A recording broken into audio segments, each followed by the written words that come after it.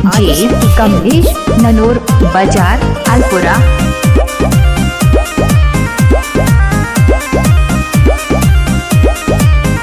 जानू घंटा बीतल तोहर बेटा कइले रही भाभी जिसे ममिला हमसे टकइले। ओहो कहाँ बाबू। जानू घंटा बीतल तोहर बेटा कइले रही भाभी जिसे ममिला हमसे टकइले। हो रहे सुतार खूबे करती प्यार फेल कइला सारा पला। रउआ जौना व्यक्ति से बात करी चाहत तनी उ अभी आगे से के व्यस्त बा। फोन दे ससुरा।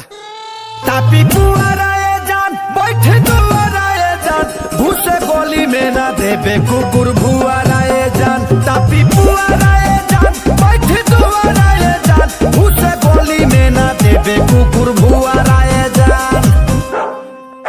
अरे होई केतना भोकता कुकुर एकदम हंसका रे।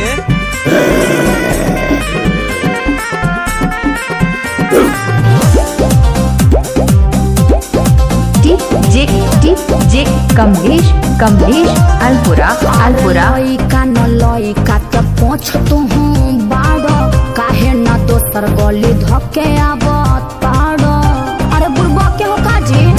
ओह गलिया के तू छोड़ी दया से हो काहे ओही जे बाई ठीक बाबू खेलता रहता से हो। सुनो कर बाबा हाना नहीं मिली लब के खाना यारे उड़ी के आब जैसे आवे शक्तिमान। नमस्कार प्रणाम। अब बड़ी किरा सुनो के दाम। अरे पुअरा डाल पुअरा फोन दे हमरा के। ए भैया ला खैनी खा के अपना मैनी से बतियावा। तापी पुअराए जान बैठे दुआराए जान घुसे गोली में ना देबे कुकुर भुआराए जान। तापी पुअराए जान बैठे दुआराए जान घुसे गोली में ना देबे कुकुर भुआराए जान।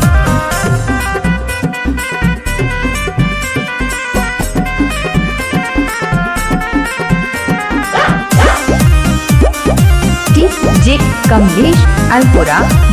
जे कमलेश अलपुरा ननौर बाजार। अब दुख दोबर कोई देव सारा बुरा लागे आज गोबर कोई देव।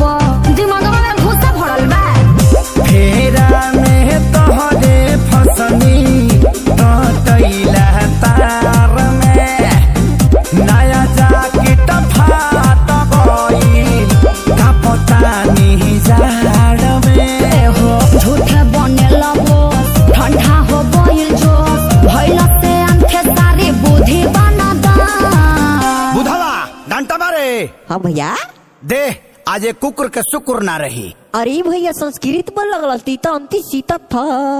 अब बरतावे खिस होइले भरे के पीस रुको 5 मिनट होई जे हम आया बतानी जान। भले जी चाहे मुई लागी 14 गो सुई होई उहे आज लिखले होई है जवन भगवान। फोनवे पर दे दो। बाइक डिप जे कमलेश ननोर बाजार अलपुरा।